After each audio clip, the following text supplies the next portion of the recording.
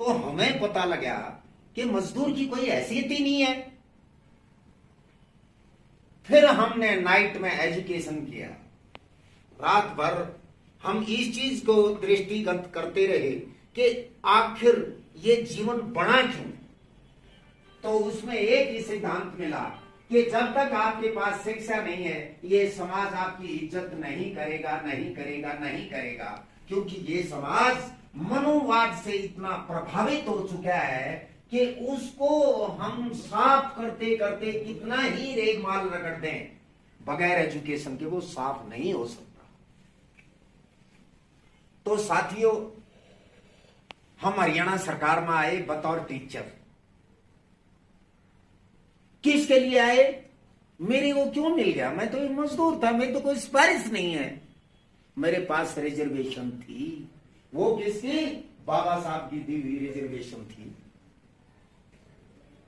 मुझे नौकरी मिल गई। लोगों ने बड़ी खुशी मनाई। परंतु मेरे समाज के लोग वो कहने लगे, यार इसको तो नौकरी मिल गई, हमारा क्या होगा?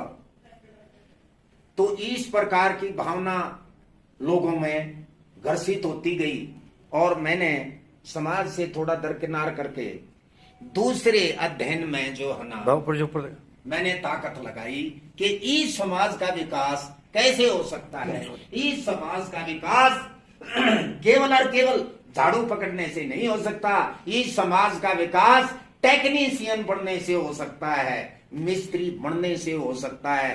तो हरियाणा प्रदेश में जब मैं टीचर था और हरियाणा प्रदेश का प्रधान बना, तो मैंने शेड्यूल कास्ट ITI खुलवाई। मानते हो आप? और कहीं नहीं है, और कहीं नहीं है पूरे भारत में शेड्यूल कास्ट ITI। राष्ट्र बना देंगे, ऐसे ही बन जाता है हिंदू राष्ट्र। और अगर हिंदू राष्ट्र बनने की नौबत भी आई तो भाइयों वो हम लोगों की गलती से ही बनेगा, क्योंकि वो 15%, हम 85% है, वोट हमारी ज्यादा होगी अगर हिंदू राष्ट्र बना।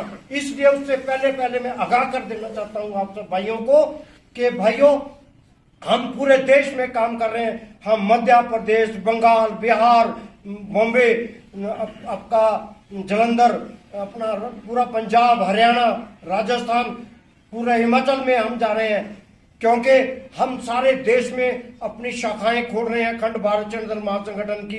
कि आज तक ब्राह्मणवाद को ये पता नहीं लग सका कि ये लोग भी उठ सकते हैं, ये भी कुछ कर सकते हैं।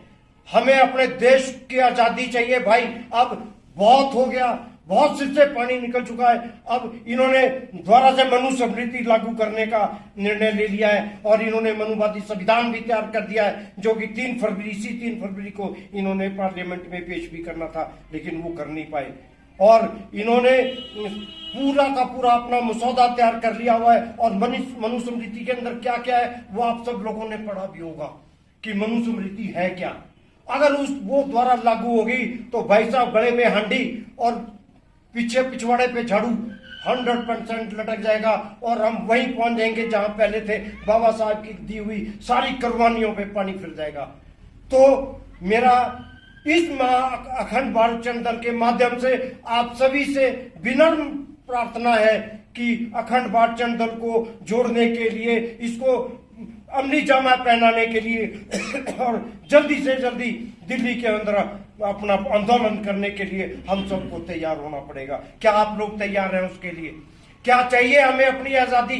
क्यों हम ब्राह्मणवाद के नीचे ही दबते रहे? क्यों ये जात पात का मनसा अभी तक चलता आ रहा और चलता रहे? हम नहीं चाहते हमें कोई दलित कहे। किस बात के दलित है हम? क्या चिपका हुआ है हमारे अंदर जो हमको दलित कहा जाता?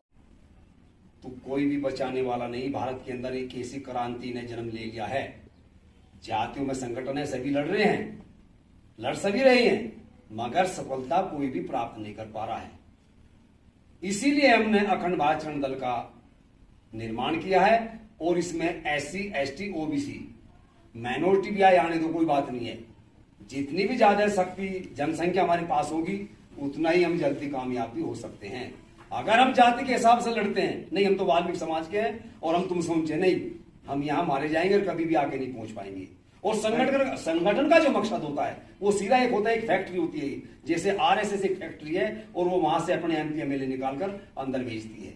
और उसने क्या किया हुआ है, आज तो उनके पास में मीडिया पूरी उनके पास में है, उनके प्रचारक हैं, मंदिर भी है उनके, हर जगह प्रचार हो रहा पाखंड का, और पाखंड में SC ST को फंसा जाता है, और जो भी वहां फंडिंग इकट्ठी होती है उसका जो हिस्सा परसेंटेज है हम RSS में रहे हैं वो वहां से कट कर सीधा। ये तो फिर अभी हमें जुड़ना है ना, कल को हमें भी कोई क्वेश्चन पूछ सकता है, हमें भी क्वेश्चन पूछ सकता है कि चंड का मतलब क्या चीज है ना। तो आपसे निवेदन है थोड़ा जैसा 1 मिनट के लिए हमें पहले समझाओ चंड का मतलब क्या है। आओ जी आओ। जय भीम साहब। चंड शब्द कहां से लिया है, ये आप कभी भी देखेंगे सम्राट अशोक के जो शिलालेख हैं, जो स्तूप है, वहां चपड़ गुरु का नाम आता है, चाणक्य का नाम नहीं आता, चपड़ का नाम आता है। तो चपड़ से ही उनको चंड नाम दिया था, चंडा बोला जाता था।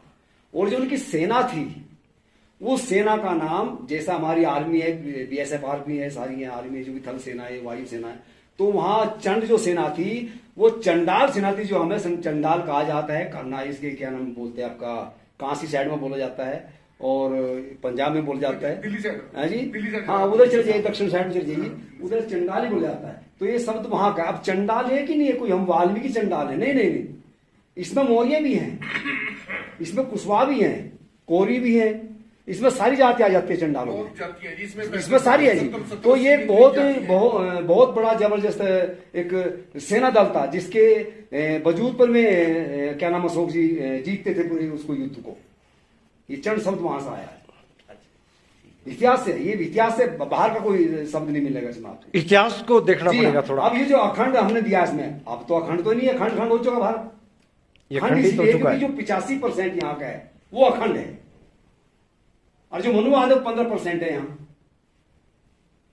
और 15% 85% पर शासन कर रहा है, वो गुमराह कर रहा है, चाहे उसको मार कर रहा है, कैसे भी कर रहा है। अभी भाई साहब का जो प्रश्न आया था, क्या जी आप रिटायर होने के बाद में अब लास्ट में आपने एक नाम दे दिया, उससे पहले नहीं था, नहीं उससे पहले हम जुड़े थे। ये 11 फरवरी की बात है 2024 की, तो मैं भी वाम सेव का संगठन जो हमने